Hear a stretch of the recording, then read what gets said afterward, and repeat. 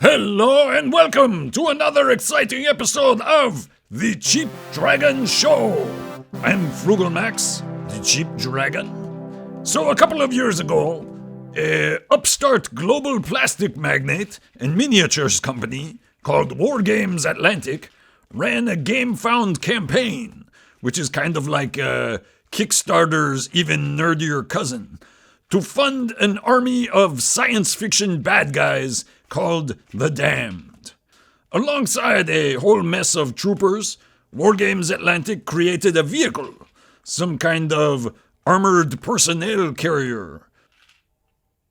Back during the funding campaign, it had a different design, which for those customers who were kids between, say, 1975 and 1995, it may have resembled your parents' station wagon a bit too closely.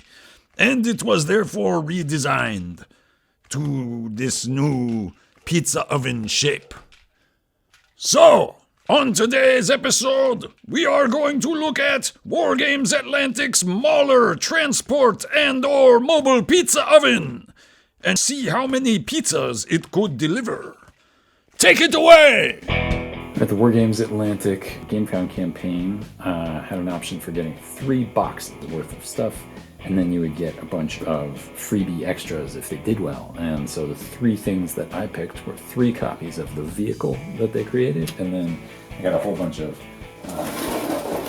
like freebie infantry type sprues and other ones that maybe I'll look at later. But I just want to look at the vehicle now, because that was what interested me the most.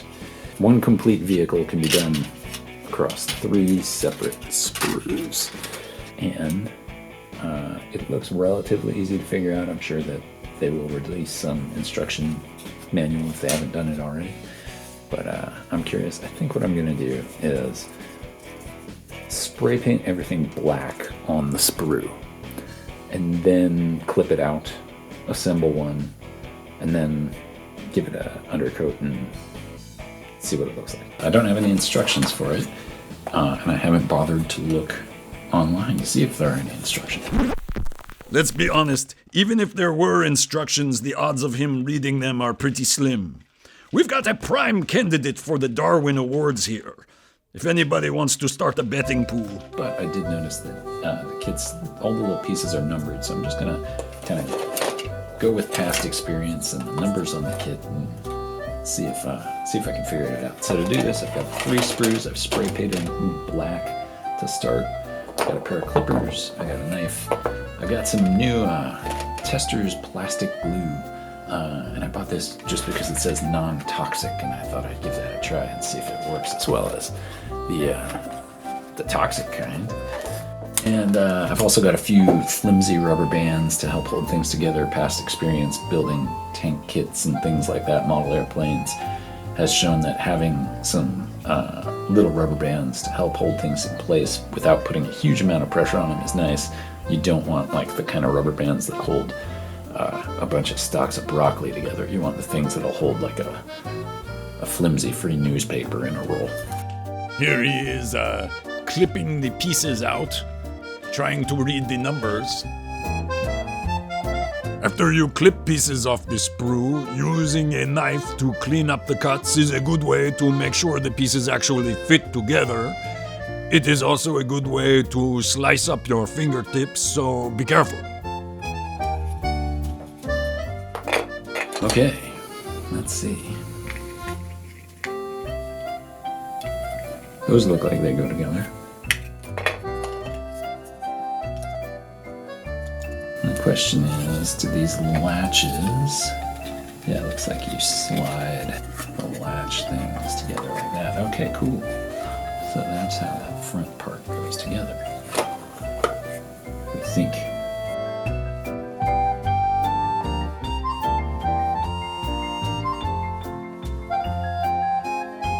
Okay, here he is trying out the non-toxic glue. A great stride forward in personal safety. Of course, he shouldn't have been eating the glue all this time anyway. Aha, there's no hole there. You gotta cut the tip off.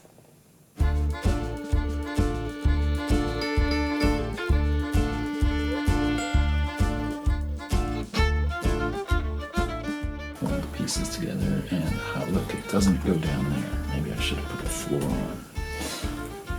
Maybe I should have looked a little more closely. But that's okay. I'm gonna hold it together for just a minute or two.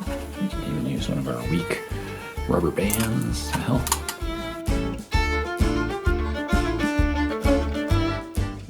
My gut says that even though this one is number 7, it might be better to put it down before number 6, which is the back.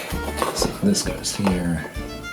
Maybe I'm wrong. Failure! That one goes on. And then maybe this one's totally unnecessary if you are not going to do the inside. Yeah, I guess so. That's sort of a... Who cares? If you want to do the inside of the vehicle, which I think for the first one, I'm just going to keep it simple and have it be closed. What a surprise that he went for maximum genericness. Way to go, Captain Personality. For this one, I'm just going for kind of speed and guesswork. Assembly-wise, this is a comparatively easy kit. It took me about an hour to build without any instructions. Lots of conversion and modeling potential. Some constructive criticisms. It's always nice to have options. I like the flatbed option, but I'd have preferred an option to have an unarmed version without a hull weapon. As it is, the mounting point for the hull gun is something that you have to do some conversion on if you want to cover it up. That's easy enough, but if you want something that looks more like a riot control vehicle or an ambulance or an armored car, that would be nice to just have a panel that you could stick on out of the kit rather than having to make something to replace the hull gun. The minigun or Gatling gun seems to have a gap between the two sides that you put together. I'm sure it's easy enough to shore up, but it wasn't immediately obvious to me how to do that, and I didn't see little pieces that would be sort of additional barrels. I may have just missed them.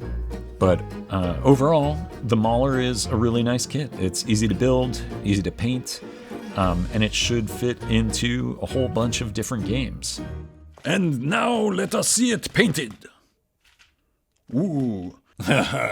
Okay, so that's a bit of a low-effort paint job there. But it looks good enough to haul around your expendable sci-fi grunts, I guess. Okay, here we have got the Mauler from Wargames Atlantic. Pretty much 100% done. You can put a gun up on the hatch on the roof. It went together really easily. It feels very solid. It took, between assembly and painting with a very simple paint job, it probably took no more than like an hour and a half to go from all the pieces on a screw to everything basically ready to play. Now obviously you can paint it better than this, but it could equally work for Warhammer or any sort of science fiction or near future game. There's the bottom, which is still black on my model because who's going to look? And there's the top again. Let's see, some interesting things. You've got the ramp where I guess most of your people will get in, and you can pop people out of the top if you needed to. It looks like the kind of kit where they're probably going to do some expansions, alternate versions where you have something different than this. This comes with sort of a flat pickup truck thing, but you could easily build something that has maybe a gun turret or missile launcher or whatever you want back here in this back section. It's kind of interesting that they have, I assume this is supposed to be the driver's compartment out here.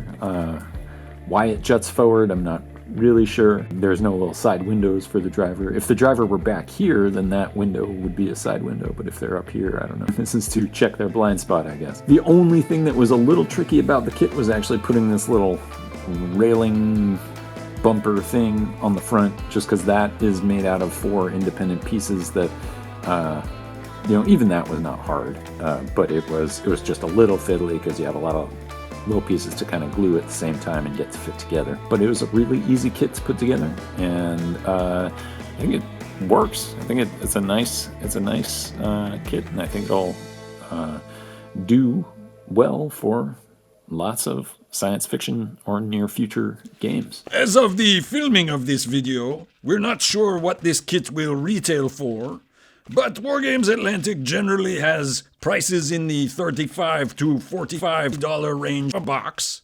That would make it a pretty good deal in comparison to similar vehicles from companies like Games Workshop. And we didn't have a bunch of sci-fi models handy. They're all hiding in a box somewhere. So here it is compared to several fantasy guys. They don't look like they stand much of a chance. But there comes a dragon to devour them all. Well, there you have it. The Wargames Atlantic Mauler. A relatively easy to build, fun kit for your science fiction or near future disasters. Until next time, if there is a next time, I'm Frugal Max. Don't spend too much. Bye. The dog seems to have encountered a squirrel outside.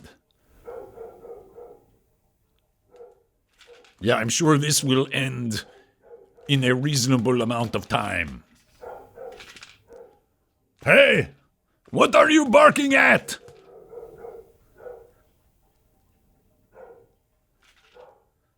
Woof.